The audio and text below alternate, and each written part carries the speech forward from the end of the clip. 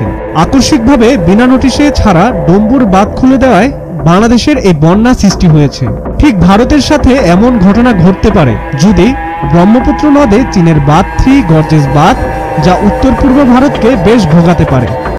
বন্ধুত্বের নামে বাংলাদেশের পিঠে অনেকবার ছুরি মেরেছে কে? আমাদের মুখোশধারী বন্ধু ভারত। দেখেন, জনগণ টু জনগণ ভালোবাসা ঠিক আছে, কিন্তু রাষ্ট্র টু রাষ্ট্র বা একটা দেশ টু একটা দেশের যেই স্বার্থ বিষয়ক ইস্যুগুলা, সেখানে বরাবরই বঞ্চনার শিকার হয়েছে বাংলাদেশ। আর এর পেছনে আমাদের দেশের ক্ষমতা পিপাসু রাজনৈতিক দলগুলো দায়ী ছিল। তবে আপনাদেরকে একটু মন ভালো করার খবর দিচ্ছি, বাংলাদেশের সাথে ভারত যতটা ভাবসাব নেয়, আসলে তাদের কি কোথাও ধরা নাই? আছে। আসুন আজকের ভিডিওতে দেখি, যখন আমাদের দেশে তারা মানে বলা নেই কওয়া নেই, যে কোনো সময় পটাশ কইরা ছেড়া দিয়ে এই দেশটারে আজকে কোন পরিস্থিতি নিচে আপনি দেখছেন, সারা দেশের অবস্থা কি। তো এই সিচুয়েশনে আইসা ভারতের সাথে চীনের যে ব্যারেজ আছে সেটা খোলার সময় হয়ে এসেছে। কারণ শুধুমাত্র এখন আপনার বাংলাদেশে যে বন্যা হচ্ছে তা না, ভারতেও হচ্ছে, চীনে হচ্ছে, থাইল্যান্ডে হচ্ছে, পৃথিবীর বিভিন্ন দেশে কিন্তু এই সিজনে প্রচুর বন্যা হচ্ছে অতিরিক্ত বৃষ্টিপাত এবং আবহাওয়াগত কিছু পরিবর্তনের জন্য। আলোচনায় উঠে এসেছে লাদাখ সীমান্ত। আপনারা জানেন এই লাদাখ সীমান্তে ভারত এবং চীনের মধ্যে দীর্ঘদিনের একটা ইস্যু, মাঝে মাঝে কেলাকেলিও হয় আপনার, তবে বেশিরভাগ সময় সেখানে চীনই জয়লাভ করে। এরই মধ্যে লাদাখ সীমান্তে নিঃশব্দে ইয়ারলং সাংপো নদী, যা ভারতে ব্রহ্মপুত্র নামে পরিচিত, তার উপর বিশাল বাঁধ নির্মাণ করেছিল চীন।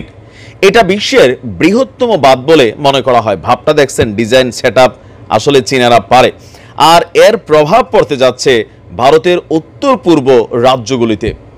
ঠিক সেম সমস্যা যেটা আমরা তিস্তা নিয়ে ফিল করছি, চীনের এই বিশাল বাঁধ ভারতের সেম সমস্যা দেখাবে। দেখেন তিস্তাটা আমাদের জন্য কি হয়েছে, তিস্তাটা হয়েছে কি, যখন মানে গ্রীষ্মকাল থাকে তখন আমাদের নদীগুলো পানি পায় না, বিশাল জায়গা চর জেগে উঠেছে, সেখানে এখন আর কোনো কিছু হয় না, এই বিশাল নদীগুলো অনেকটা মরেই গেছে। আর ভারত এটার ফায়দা নিচ্ছে। ঠিক সেই ওয়েতে চীন করতেছে কি, একই স্টাইলে আটকাইতেছে। আবার যখন এই বৃষ্টির সিজন আসে, চীনও কিন্তু ভয়াবহ বন্যা হয়, তো তারাও তাদের দেশের পানি শা করে ছাড়ার জন্য প্রস্তুতি নিচ্ছে। চীন থেকে উৎপন্ন ইয়ারলাং জাংবু নদী অরুণাচলে প্রবেশ করার পর নাম হয়েছে সিয়াং। আসামে প্রবেশ করার পর সিয়াং পরিচিত হয়েছে ব্রহ্মপুত্র নামে। তারপর সেটি ঘুরে আবার বাংলাদেশে প্রবেশ করেছে। একটি চীনা সরকারি মাধ্যম জানিয়েছে অরুণাচল সীমান্তের কাছাকাছি ব্রহ্মপুত্রের উপর নির্মাণ হয়েছে বিশ্বের এই বৃহত্তম বাঁধটি। এখন এটাতে বাংলাদেশের জন্য কি আসলে কোনো ধরনের সমস্যা আছে? কিছুটা আছে, তবে আমরা এমনিতেই বাংলাদেশের সাথে ভারতের প্রায় 30টা বাঁধ আছে, আমরা এমনিতে মারা খাইয়ে রয়েছি ডাজন ফ্যাক্ট। এখন চীন কি বলছে, যখন চীনের এই বাঁধটা তৈরি করা হয়েছে তখন ঘোর আপত্তি জানিয়েছিল ভারত, কারণ ভারতের বেশ কিছু রাজ্য সেখানে পানি সংকট দেখা দিবে। পাশাপাশি বর্ষার সময় এই যে এখন চীন তাদের বাঁধ খোলার জন্য প্রস্তুতি নিচ্ছে, এই প্রস্তুতিটাতে কি হবে, ভারতের বিভিন্ন অঙ্গ বাংলাদেশের মতন ফ্লাডেড হয়ে যাবে। আমরা এগুলার পক্ষে না, কিন্তু ওই যে ভাই আমাদের উপর আইসা যখন পড়ে তখন আমরা মনে করি কি শেরের উপর কি সোয়াশের নাই, তো চীন হচ্ছে সেই সোয়াশের। তবে চীন বলছে যে জাতীয় নিরাপত্তার কথা মাথায় রেখেই বাঁধটি তৈরি করা হয়েছিল।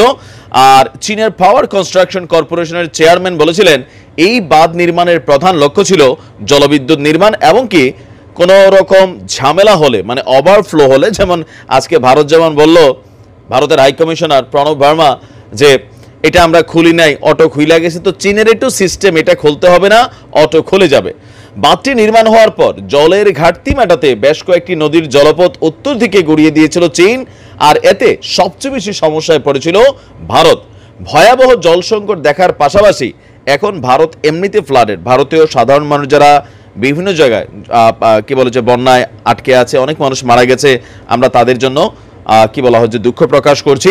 তবে এখন পরিস্থিতি আরো খারাপ হবে। তবে এই পানি বাংলাদেশের দিকে প্রবাহ করার সুযোগ নাই, কারণ এটা আস্তে আস্তে আস্তে আস্তে বহু ধাপ পারিয়া ভারতের রাজ্যগুলোই কি বলা হয় যে ফ্লাডেড হয়ে যাবে। দেখেন আমার মুখে এই ধরনের কথা শুনে অনেকে হয়তো একটু মন খারাপ করেন যে ভাই যারা ওপার বাংলা থেকে দেখছেন, কিন্তু আমাদের দেশে আমার কথা হচ্ছে দুইটা দেশের মধ্যে একটা পলিসি আছে, সেই পলিসিটাকে অ্যাপ্লাই করেন।